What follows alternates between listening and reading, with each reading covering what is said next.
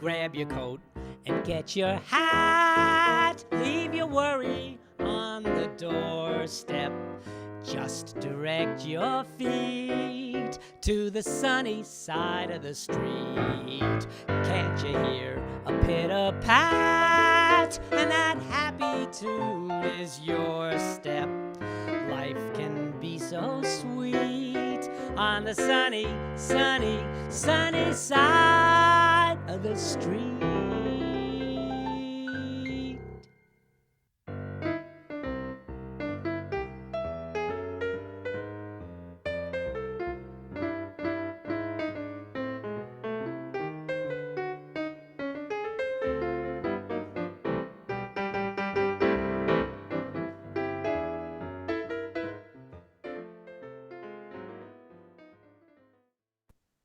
Hi, welcome to another Sunny Side of the Street. I'm your host, Todd Gross, a clinical psychologist, director of Adams Street Associates.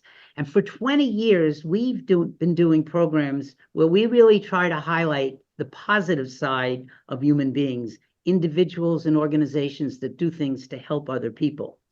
And we had a lot of great stories, and many of the shows have pointed out that one of the real big sources of enjoyment bringing us the sunny side of the street in our hearts is music.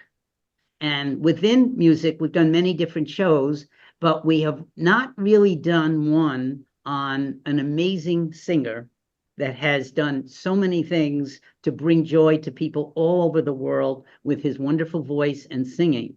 So that's what today's show is going to be about. And it's also going to tell the story of issues of prejudice, ability to be determined, to overcome odds, trying to be as authentic as possible, and also finding creative ways to respond to adversity.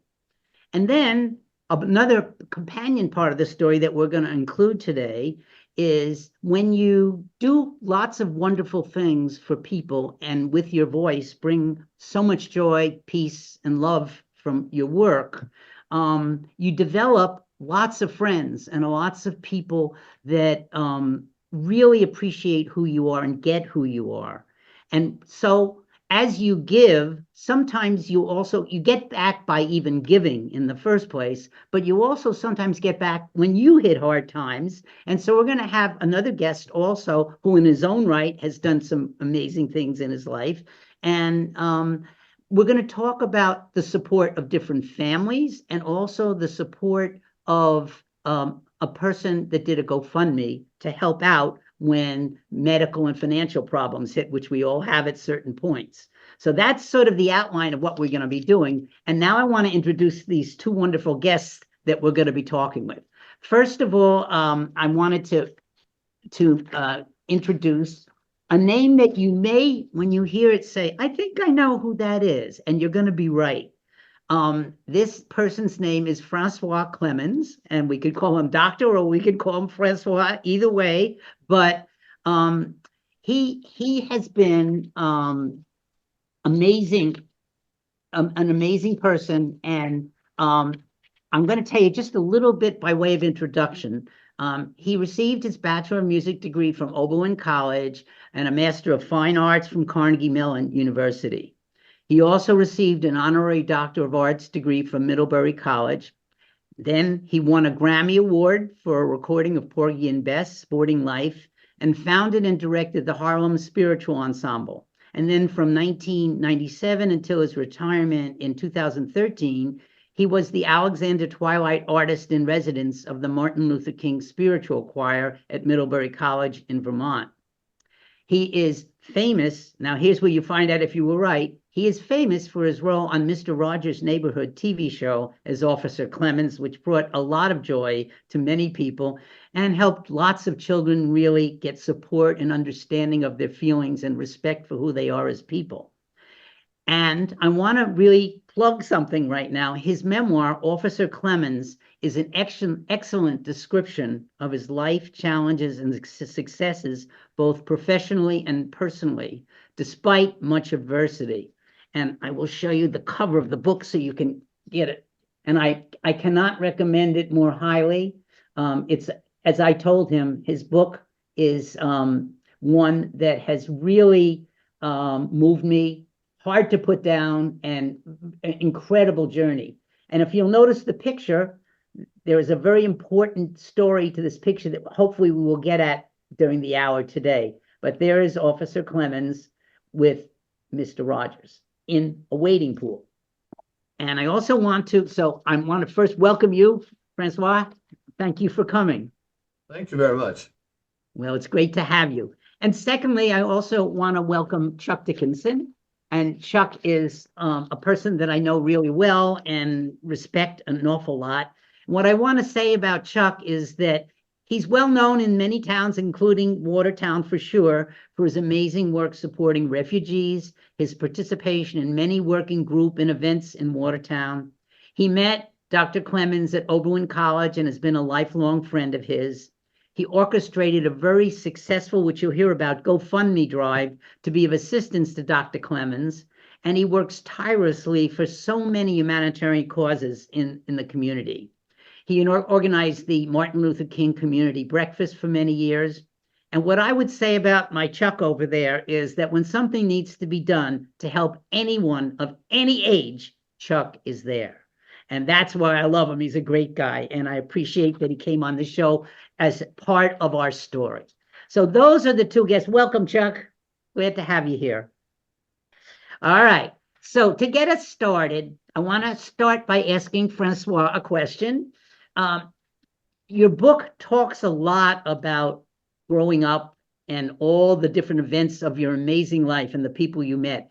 But I want to ask you to say a little bit about yourself as a child, whatever you think would be interesting to highlight, and also to include how you got interested in singing, and lastly, how you and Chuck met and became lifelong friends. Those aspects. You can say anything you want, but I wanted to get you started with those ideas. Okay, well, my childhood started out in Birmingham, Alabama, where I was born. And my family soon moved to Tuscaloosa, Alabama, not far. And my parents didn't get along too well. The house was a romper room of madness and physical violence. So when I was 4 years old, my parents separated. My mother took me to Youngstown, Ohio, with my other brothers and sisters. So I really grew up from the time I was 5 years old till I went away to Oberlin, Youngstown, Ohio. It was always a very mixed bag that I had all these Southern relatives around me, but I'm living in the Midwest. So I managed to get voice lessons in high school. And I knew right away from the feedback that I was getting, people liked my singing and they encouraged me to continue. So that was the way I discovered I could make friends, get to know people. I transpire difficulties and write past some of them simply because I could sing. So music was a vehicle. Yes, it was. It opened doors, many doors, because there were doors of racism in Youngstown that I could not open otherwise. So then after Youngstown, I went to Oberlin. The Oberlin Alumni Club gave me a full ride. Interesting challenge. I met Chuck on campus there, Oberlin. And right off, his life was very interesting to me. He's active in different political things or talking to interesting people. And I was in the Oberlin College choir. It was like the super football team. The first year, we went to Russia for the months of March and April. Well, that was an incredibly important experience. But when I came back to Middlebury, I felt lost. I've been away. This is my freshman year. Barely had time to get my feet on the ground when they whisked us off from the State Department to Russia. And we went to some 25, 30 cities, including Kiev and the capital, Moscow, and then up to Leningrad. Yeah. It was a thorough tour. But that wonderful tour taught me that singing American Negro spirituals had a tremendously positive. I never expected claim or exception. So then when I came back I was a kind of introvert, not a real introvert, but introvert because of circumstances. The fact that I found college very, very confusing. A lot of people to get used to quickly. Yes. So I went to summer school that summer, and then when I came back to Oberlin in the fall, I picked up my friendship, Chuck Dickenson. He seemed to have a real leadership quality with my friends that he knew what was going on, or he knew how to find out going on. He knew how to ask the right questions. I became very, very aware of that because I was so-called in the conservatory of music. He was in the college. It was really not a whole lot different. We lived together, ate together, went to the same basketball, swimming team meets, all that kind of stuff was one. It was always one college. So I got to meet several other friends through my friendship. One of them was Carl Brown, who was he was like the head waiter in the dormitory where we ate, and the other was Nat Carpenter, who was Chuck's roommate. We got to meet him, and then we had many other friends, but in particular Ted Raphael and his wife, personally his wife Molly.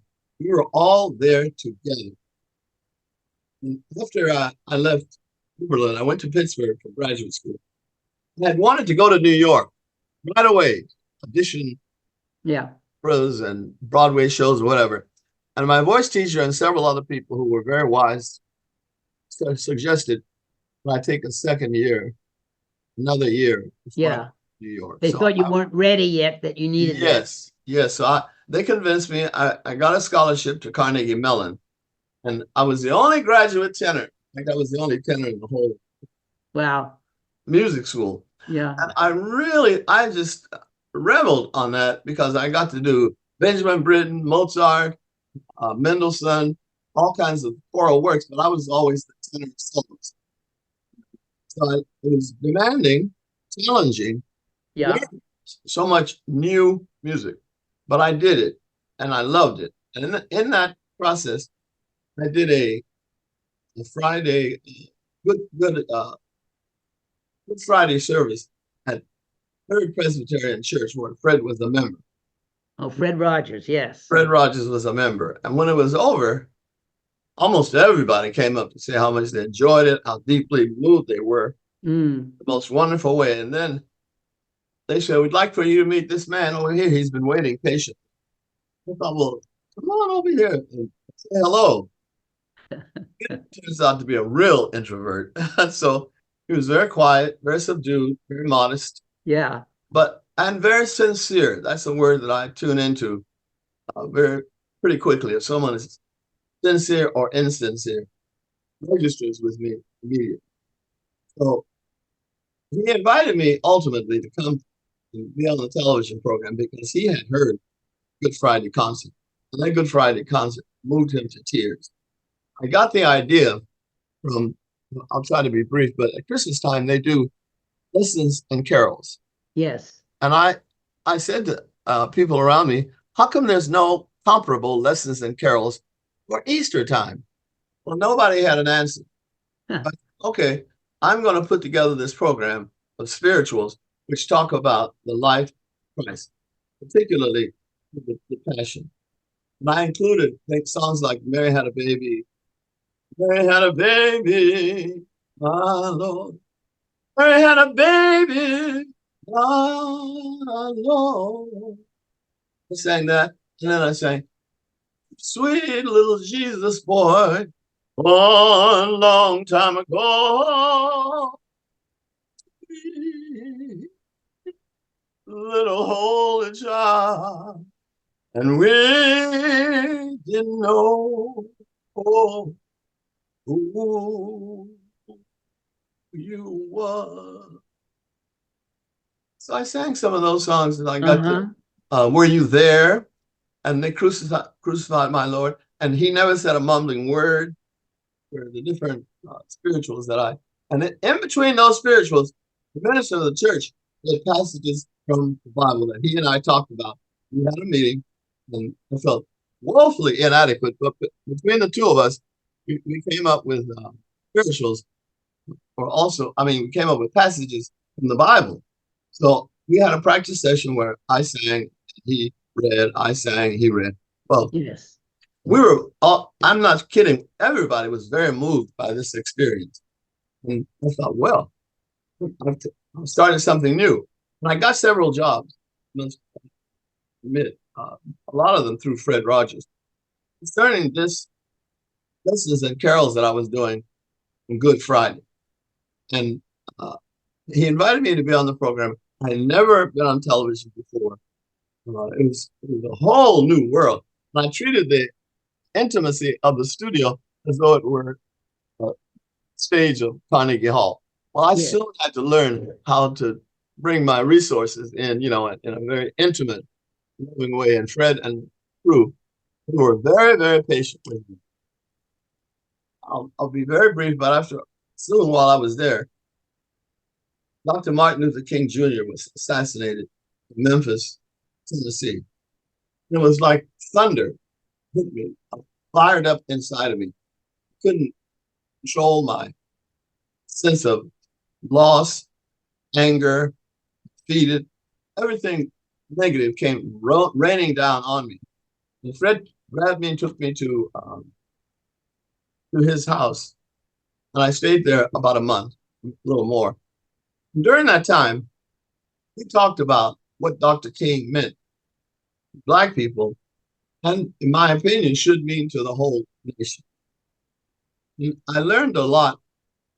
Also, I was wonderfully, especially Fred knew so much about Dr. King, and he had several books. And we used to sit there and read certain passages together.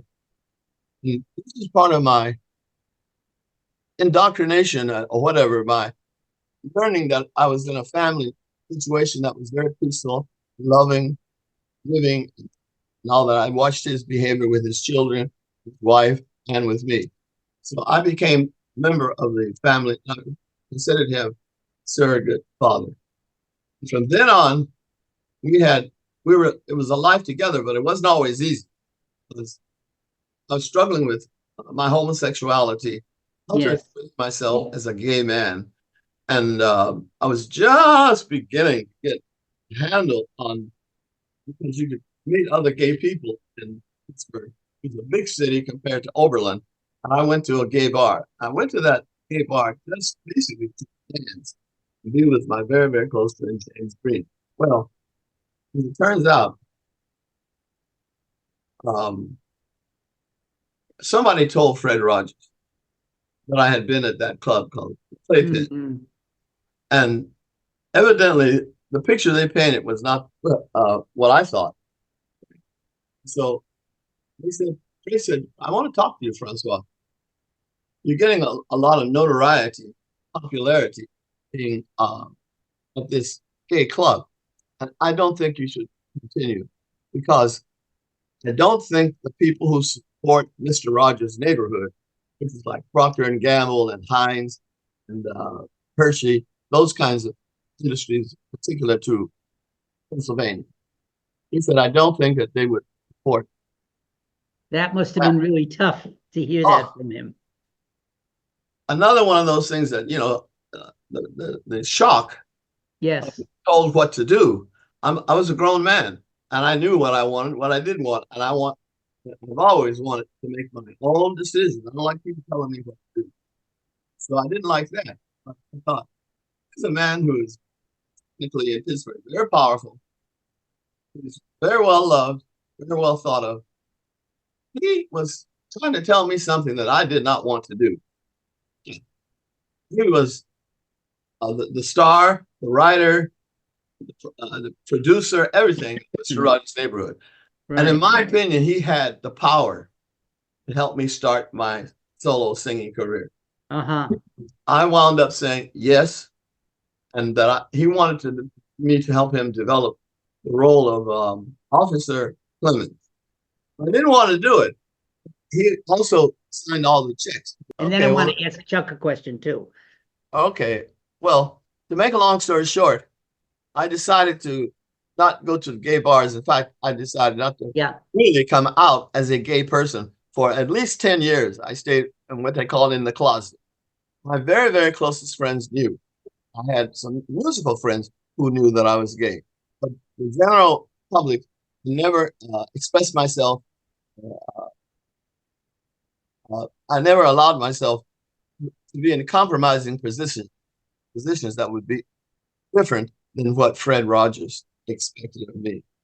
Consequently, I was miserable in my private life. I can't tell you, really, I can't. Yes, What? it makes sense that you had to stifle a big Yes, part of who you were. yes, a very important part, not the Yes, whole me, but a very important part of yes, love and receiving. And I didn't have any dates and stuff during that. I went to clubs occasionally, quietly in yeah. Chicago or Los Angeles, San Francisco, but I kept a very, very low profile. And the truth about all that carrying on was that was not the real me.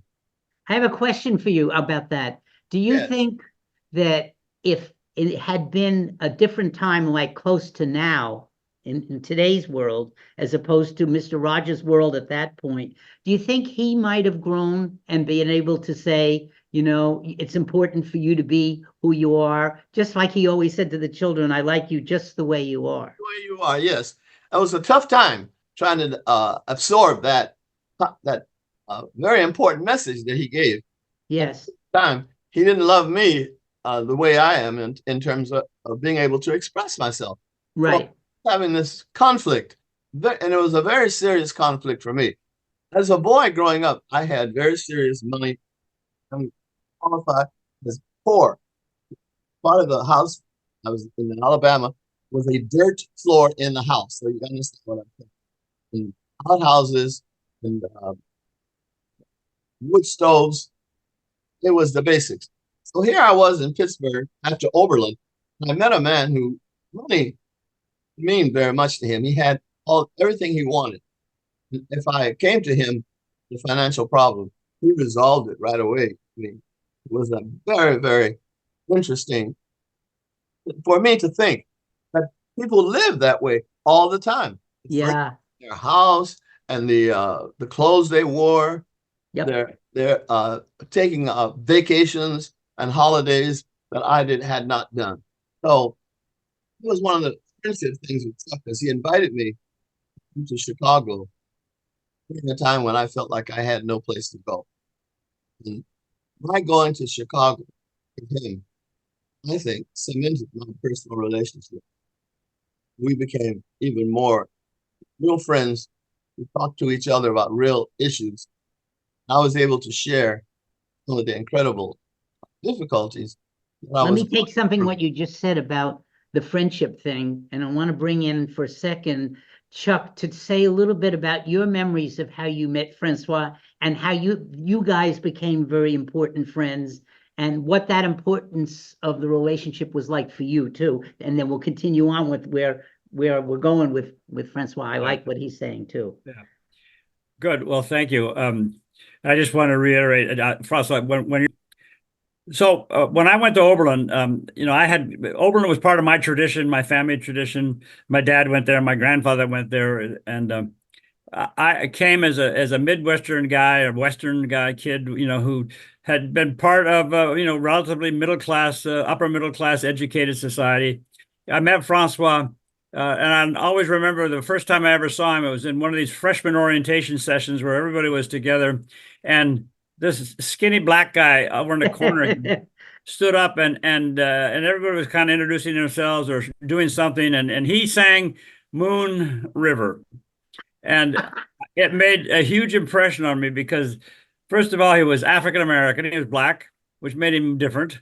And second of all, this voice was just incredible. And I still even remember how it just kind of the clearness and the articulation and the melody and just he had a persona, he had sort of a presence already that came through primarily at that time through his voice. I didn't know him at all. But then we came to know each other over the years because we were in proximity and housing and all the rest. And so, yeah. And I would say that Francois really opened my eyes up about the world in two important ways. First of all, his being African American and the root and the experiences he had as growing up as a kid in his family, And I had no idea what the circumstances were. And when he came to our home at Christmas time one year, he was able to point out to me, he says, and I'll never forget, he said to me, "You have no idea." He didn't use the word privilege. That's the word we use nowadays. I Yeah. forget exactly how he put it, but he says, "You have no idea what you have in your life. Your mother and your father and this and that and all the rest." And he All started those putting all the lessons. things out, which I just was taking for granted. Yeah. And that made me realize that, in today's language, it made me begin to realize as a sophomore in college, wow, I really do. Not everybody lives like this. I have some real privilege. So that's one. Well, then the other one is I never really knew anybody who was gay before. And I remember him, talking about somebody. And I said, well, wait a second. Hold on. Let me get this straight. You want to kiss a guy?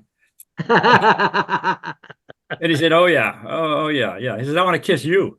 I said, "Well, wait a second here now." So, Yep. so anyway, that was the beginning, and we became good friends. He introduced me to, the Motown sound, Gladys Knight and the Pips. Oh, I wow. remember in his room, he taught me a few steps that I used for 20 years thereafter on the dance floor. Because he was a nimble, fabulous dancer in his I day. He remember the still is. dancing, He yeah. still is. When he gets up and does This Little Light of Mine and he gets it into the syncopated beat, he can make that body move so subtly, but boy, he is dancing and you're right there dancing with him. So So good. I got a little bit of that from him. And so in those two ways, he made a big difference. And we then, it just kept up over the decades. And here we are 60 years out, or practically. Oh, great. Let me interrupt Thank you. just Yeah, 1 go minute, ahead. because Chuck was an athlete, and I like sports very Uh-huh. much. I like sports as much as I like singing and the arts and writing. So the fact that he played basketball is another reason I was attracted to him. He was in good shape. He was on the varsity team. Played with real energy, I mean, real, almost frenzy sometimes. I respected that. I liked it. So I came to all Yes. the games, and he introduced me to the other basketball players. Ultimately, I met swimmers, and I met Ted Raphael, one of the ice hockey players. And Nat Carpenter was a baseball pitcher. I was meeting all these athletes, jocks, I called them. I was pretty happy in their company. I was very comfortable. It's really interesting how you each recognize the gifts of each other and also learned from each other and expanded yourselves from just knowing each other. That's actually a really nice story, both of you said. It's true. He was a very, also a very empathetic person. And that's why I was able to talk with him in a way that I didn't have the courage or the brash to discuss with some of my other classmates. A very intimate thing that I was experiencing. He was willing to lay this out on the table and try to figure out what was going on. And, I think you're emphasizing something very important too, which is yes, the idea of safety yes, and trust. When you yes. can do that with somebody, and you each had that with each other, that's another blessing that's hard to even put into words how important that is. I agree. And so we continued to see each other. His mother, Dorothy, doted on me. She adored me. Loved my singing. And when I was around her, she always knew how to keep me busy. She would Really? ask me to help her if she was cooking or whatever. And so I quickly became a mother's son. Dorothy represented that maternal thing that my mother was not able to give to me. Even closer, when the father, Chuck's father, was an introvert. On the other hand, he had this incredible quiet strength. Regardless of what was going on around him, he was not going to fall apart. That I found very attractive also, because it's like I could reside under the wings of a very strong man who was not going to be abusive. Like, yes. in Youngstown is that older men, daddies in particular, were abusive. They were abusive in ways that last a whole lifetime. You're trying to be forgiving and loving and letting the pain go. that every now and then rears its ugly head. So that was a package for me as a friend. He also had two younger brothers. I began to feel brotherly towards them also. He never made me feel bad or strange or unusual. Occasionally, they might ask me a question that had to do with race, but I never felt they were pushing me away. Or what are you doing here? Or why are you here? And I remember once I did a tour for Fred Rogers. Time I had moved to New York City. We were concerned about the fact that Mr. Rogers' neighborhood was not doing very well in the Black community. It was doing very well in white at university communities. And the problem basically was the people who started educational television basically started them on the university campuses or nearby for access and all of that. Many times the college or university sponsored the television PBS station. So if you were living in the ghetto, sometimes you weren't living too close to access these public television stations. So Black people had to have also, it was like VHS and UHS. And the educational television was on the UHS, made it less acceptable, available Black community. So I suggested to Fred take a tour to help him out and go to Black cities like Memphis, Nashville, Atlanta, and meet with the local people and sing and tell them about Mr. Rogers' neighborhood. Did you notice any change in him as he was going on those tours and really learning about maybe some of the communities that hadn't been really, represented very much on the show? You're asking Chuck or me? I'm asking you if I noticed any difference. The tour had an effect on Mr. Rogers, yeah. Yes. Well, first of all, he was shocked at how much communication I did. I have to tell you, one of the nuances was I took 300 or 400 postcards. And as I went around America to those Black cities, I would ask the woman who might be in charge of the daycare center or the prefect, because I sang in churches everywhere. And I would say, would you just drop Mr. Rogers a note and tell him, share with him, especially it was for us to be together today. And those postcards began to come into Fred. And he calls me and said, what's going on out there? What are you doing? And that was his stamp of absolute approval. I could do programs. Fred Rogers was not on this tour. Francois was doing it himself as an emissary from Mr. Rogers' neighborhood. Oh, I see. Okay. Yeah. Oh, yes. I was on the tours by myself. I did 3 of them for him. And they helped me a lot because I love to travel. I got the travel bug. I've always had it.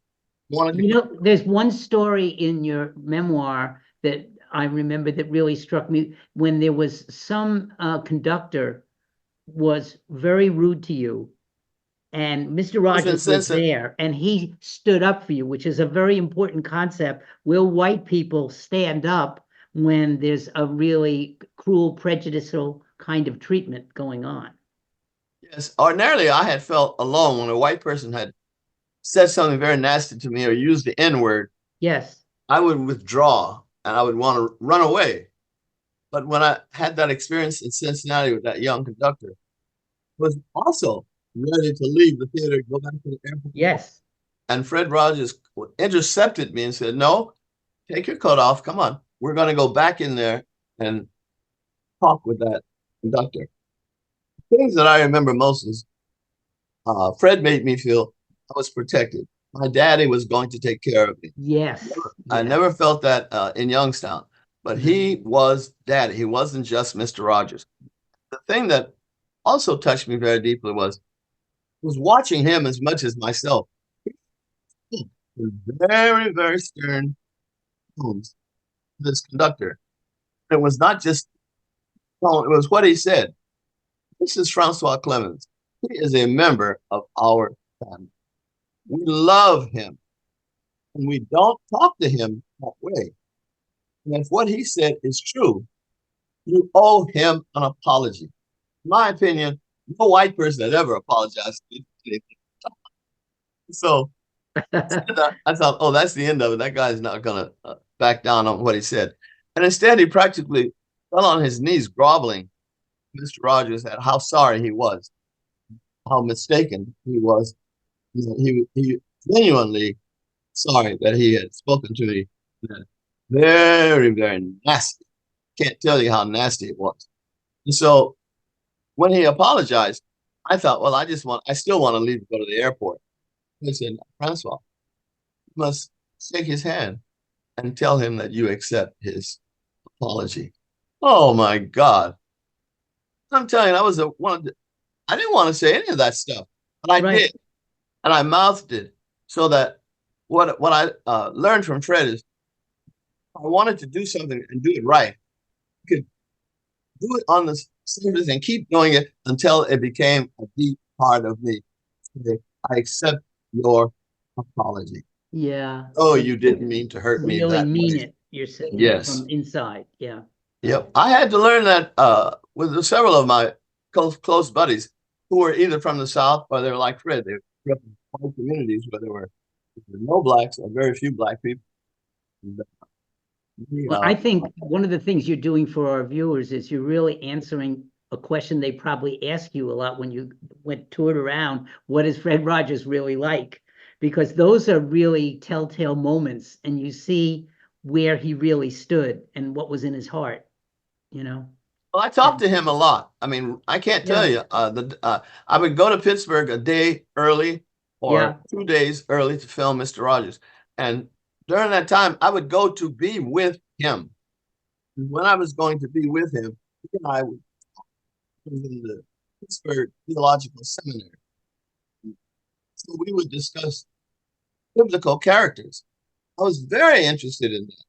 Because I, too, had done a lot of reading of the Bible and studying and all that, because I wanted God to forgive me, for God to take the homosexuality out of me. I was able to say that to him. He was very, very, very gentle, telling me, well, Franz, maybe that's who you really are. He was one of the ones who said that to me, who made me feel, what? It's possible. And it was such a contrast. There he was telling me, I love you, you are, I'll take care of you. And the other side was saying, you can't be your real self, you have to be something different. Yes. I struggled with that.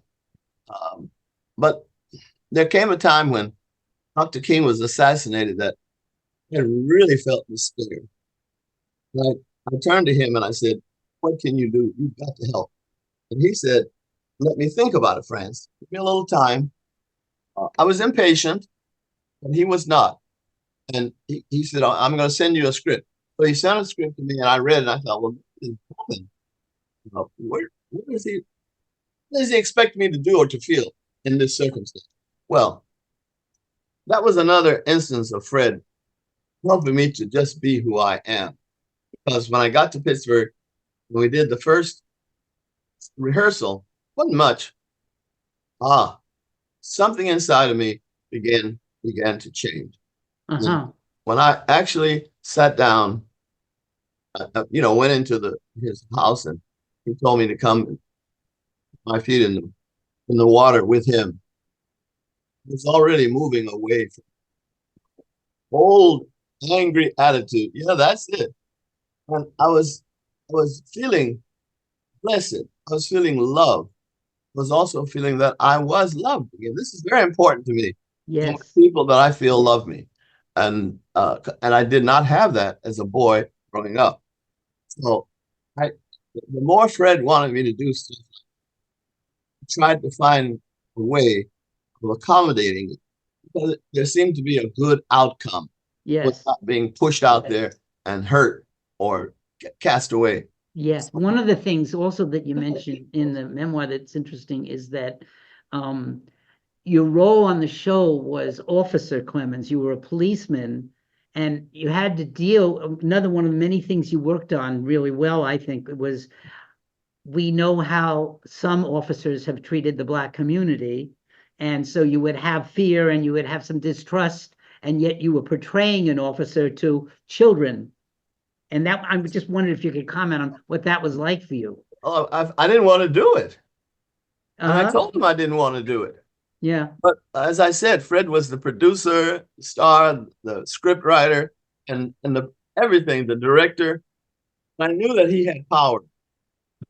Thinking, well, what choice do I have in my life now to follow this man and listen to what he's trying to tell me, or reject him and go off on my own? So when we did that scene the first time, I felt this enormous warmth carrying.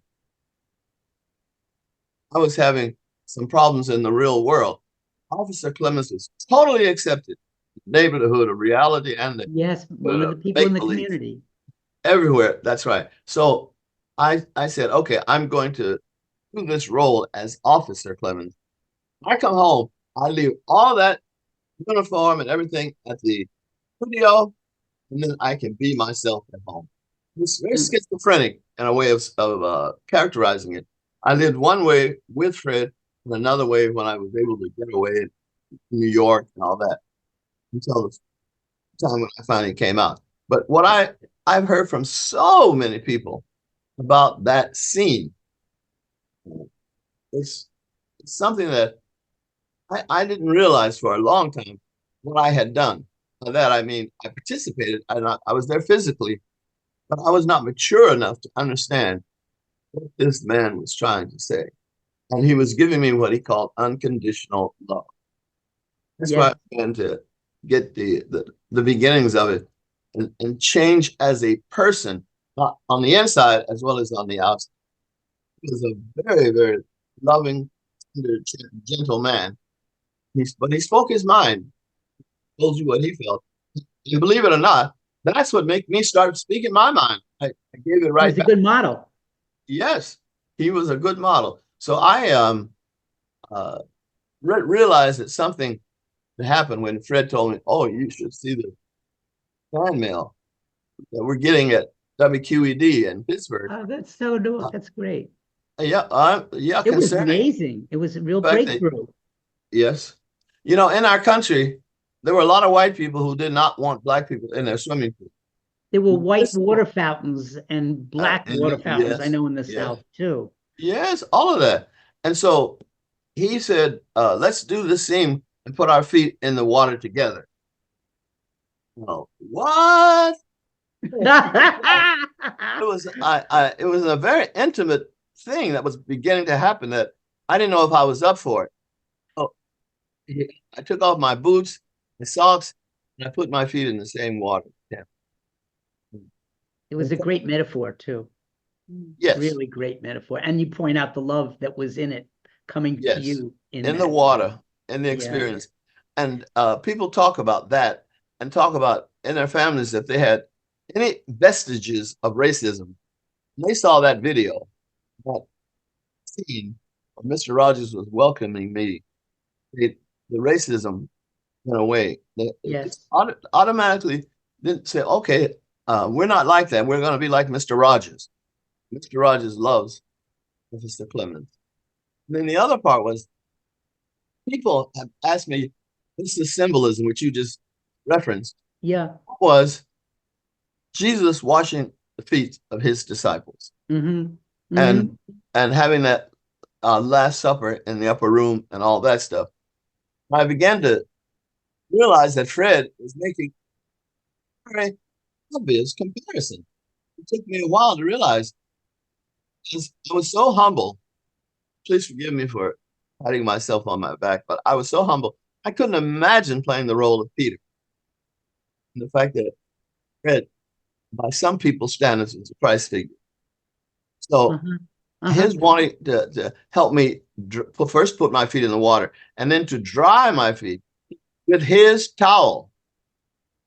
I can't tell you, even now that I feel a certain kind of nervous energy just talking about it. Yeah. Black man, no white man ever let me dry my feet on his towel. Come on, people.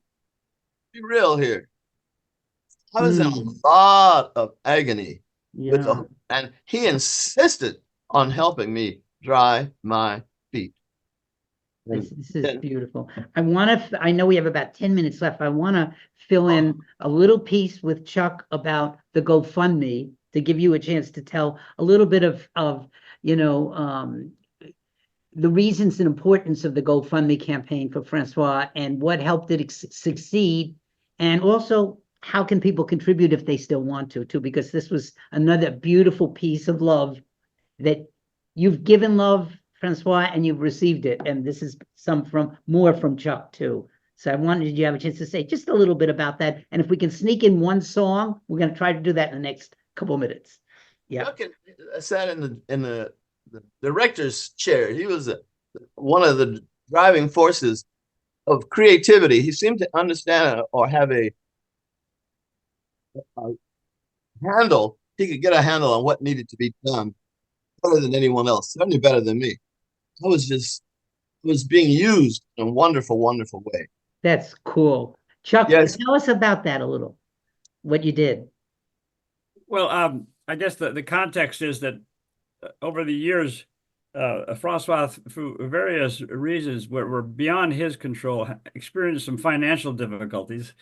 And like the rest of us, maybe he made some decisions that afterwards you think, well, I'm not sure that was the right thing, but the best thing. But anyway, it was what it was. And so he was in some serious financial difficulties. And so not just the Oberon folks, but he's got a whole crowd, a whole network of, or not network, but set of friends in Middlebury, in the community and the college. And so we brought these folks together. And Francois also was a mentor to so many of the Middlebury students, which he could go on and on about, and he called them his cosmic children, or if he's using his cosmic children. So so we reached out to all these different people and said, we want to do something to help Francois. Francois has been so important in our life. He's facing some serious health situations and financial circumstances that are going to make it difficult going forward. So we want to help him. So we didn't know anything about how to do this, but we knew that there was a thing called GoFundMe, and we investigated it. And so we put together a GoFundMe campaign, and we created the site. And I don't know if I can actually share the screen. Can I share the screen? I'm going to try it and see what happens. Can you see that? Yes. Yes. Okay. Well, this is the site, and as you can see, here's this picture that we've just been talking about, which is on the cover of his book. And you can see up here in the corner, we raised $111,487 amazing over the course of the last 8 months or so. And it's a wonderful, I encourage people to go to it. You just go to the GoFundMe.com site, and you put in Officer Clemmons, and you'll find it immediately. And there's a lot of wonderful links here about his career and his life, and about him singing and so forth. So anyway, that is the site. GoFundMe.com, and what you do is you search on Officer Clemmons.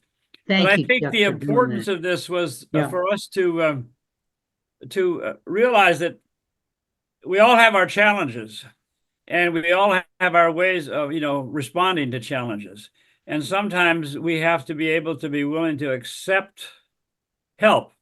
And I think that was a courageous thing, not a thing, but it's something important and courageous about Francois. Francois had to make some tough choices, and he had to be willing to accept help. My wife is in recovery for 35 years from alcoholism, and she talks about how in the movement, the recovery movement, the ability to accept help, ask for and accept help is so important. And so Francois was able to, accept our help, and we were able to get out, and because of who he is and the personality he is, we were able to really, tap into a lot of goodwill, and people stepped up. And then we got forgive me for interrupting, Chuck. Yeah. He's able to tell you a technical aspect, but there was another thing going on, and I know he knows I'm telling him the truth. He felt love. I don't know what you said, Francois. You cut out. I didn't hear you. Can you repeat that again? I said I I felt the love of God Ah, that so many people around America, around the world, whom I did not know, were saying, yes, you're worthy. We want to see you be successful. We want to be a part of this. Chuck was the who received those direct money. if there was ever looking at the two of you together and telling this story, what the sunny side of the street means to me and why we do this show, that couldn't be a better example. And I would like to give you a couple minutes. I know I wish there was more. We have about 5. Can you sing a little something? Because your voice is still awesome. I would love to hear a little, and we'll go, and then we'll close the show. In Gilead, make the wounded whole. There is a balm in Gilead to heal the sin soul. Sometimes I feel discouraged, and I think my work in vain. Then the Holy Spirit revives my soul again. There is a balm in Gilead, make the wounded whole. Yeah, there is a balm in Gilead to heal the sin.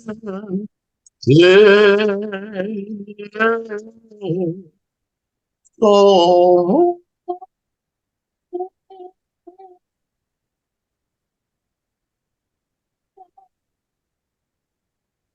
Beautiful. Thank you so much. Thank you, Officer Clemmons, Dr. Clemmons, and Francois, all those in one. And thank you, Chuck. Again, I want to mention to people that this is really worth reading. It's a story for all of us to learn from, and the relationship between the two of you that you talked about, and the Fred Rogers, and in the book also, we didn't have time to talk about, but there was some certain families that took you in at amazing times in your life, and you just felt that love and support at a time when you really needed it. And also for people out there that have suffered childhood trauma, violence, things like that, you're looking at a man who took an experience like that and used his creativity and a lot of strength and a lot of support to make a life that impacted people in so many positive ways. And below him on the screen here, you're looking at somebody who's also still out there doing an awful lot to impact many people's lives in the ways his talents allow to happen. So I feel very blessed to have had this. I've been looking forward to interviewing you guys ever since we got the idea. And I want to thank you both for being on the show. And I also want to thank our audience for watching.